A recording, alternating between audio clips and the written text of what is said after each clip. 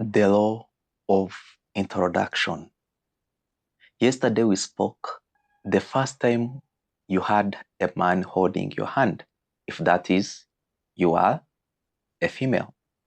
The first time you had a man kissing you, that is romantically.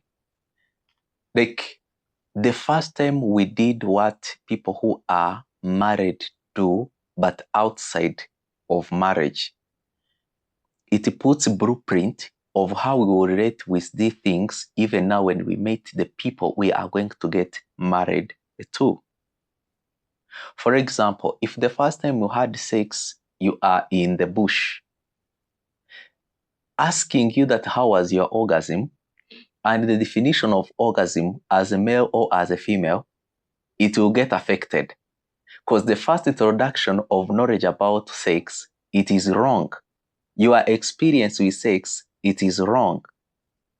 So now, are we saying that just because people had the first law of introduction, it guarantees that even during their dating or their courting, it is going to be worse? No, not for sure. No, for sure. The truth is that these things you can heal from them. That's why we have classes like this or teachings like this. It is to help people know and learn and unlearn the things that they learned in the wrong way. How do we learn?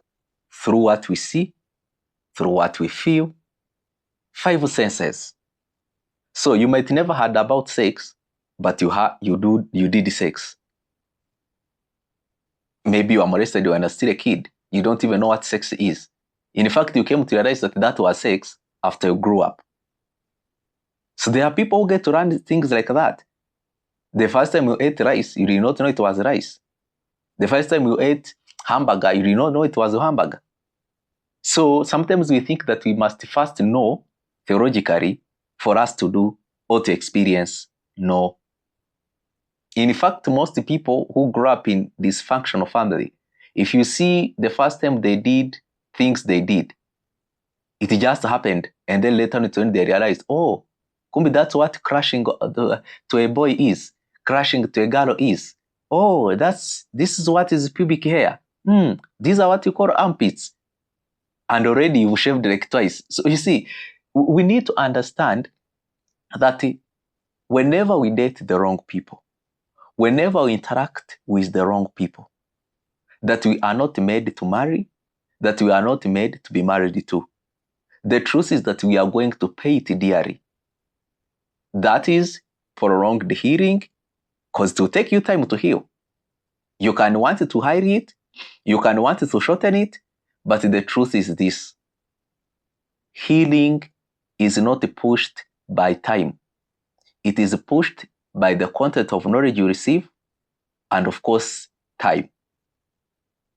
Now, people think just because I have 11 books I've read about sex, that then I should know about sex and heal from sex. Yes, it is true. The more you know good knowledge, the easier healing and the quicker. But it does not eliminate the aspect of time. But also you ladies and men, who when your spouse asks you, things are like this, you are like, give me time. As I always say, time does not heal anything. Never confuse that. Time never heals anything. In fact, if you had a virus in your body, if you had your hair, and I told you go to shave, and then you tell me no, give me time, guess what? The hair will even grow more. The virus will even circulate the whole of your blood system and your cells. So in other words, when we ask for time without asking knowledge, we are even endangering ourselves. So that leaves us with only one option. Knowledge is a must. When you read Proverbs chapter 4 verse, you can start from verse 4 all the way down. There's something very good we see there. That in order you get knowledge and wisdom, and in order you get understanding, though it might cost you everything, get understanding. In other words, you can't get understanding without knowledge. Why? Understanding is the interpretation of the knowledge you have. Like, for example, I cannot say that I'm interpreting English and yet I don't even know English. So knowledge is inevitable. Wisdom is application of skills that you know. So you see, that my people perish because they lack knowledge. And then when he comes down, that is Hosea, he also says that because you have rejected me. So what I came to realize in that scripture, we go to the first part. Yes, there is people lacking knowledge because there is no one to teach, because there is no one to give the information. But it is now people knowing there is information that is available and they can go to access it, but they choose not to. Like most people do not lack knowledge in our generation. They are simply ignorant. Ignore. They ignore the knowledge, so they become ignorant. So that is ignorance. That's not lack of knowledge. How many books? In our days, you can even find a book of 500. You can buy a pizza of 2,000 Kenyan shillings. Why can't you buy a book on Amazon? Why can't you subscribe to a podcast? We have Miles Monroe. We have Peter Emerson. We have Chapel Gray. We have Gray Chapman. We have Thomas Gary. We have all of these authors who have really brought the interpretation of scriptures in regard to marriage and relationship in a digestible way. But guess what? We can read the newspaper about the politician in our nation who is killing people, or who is things that don't even add up so much, let me use that word, direct to our marriage. But we will claim that our marriage is very important, and yet we ignore to read things that will improve our marriages. For me, that's how I always tell people. You cannot say that me, I value this man I'm dating, he's everything to me, and you are hiding information from them. Yes, I know you feel like you value them, but the truth is that because of how much you are wounded, you don't value them as much as you ought. Because if you did value them, you would prefer honest and transparency over secrets and hiding. Now, we are not accusing you that you did these things intentionally or you do these things intentionally. Please, men who are married to women like that and women who are married to men like that, if you find out that there are some things that were not brought on the surface, kindly understand that people do not even understand what dating is. Understand that people are trained, you don't say everything as a man. That some things you keep them private for you. And I believe worldwide that's how some men or some cultures believe. But guess what? You know, being loved in a marriage setup, it is like going to a doctor. The more information you give, the right description or subscription comes your way. When you give shallow information, the medicine I give is shallow. But also when you give full information, I must have the capacity and the capability now to give you the medicine. So that it is not like some hospitals you go and then they organize that you have a certain disease and then they're like, we don't have a medicine. Now, come on. You see, if you have a facility that can check certain disease, then you should also have the solution. You get the idea. So in your marriage setup, if you know there are some things you have not shared, please share them. It will save a lot of conflict. But remember, this week is about single men and single women.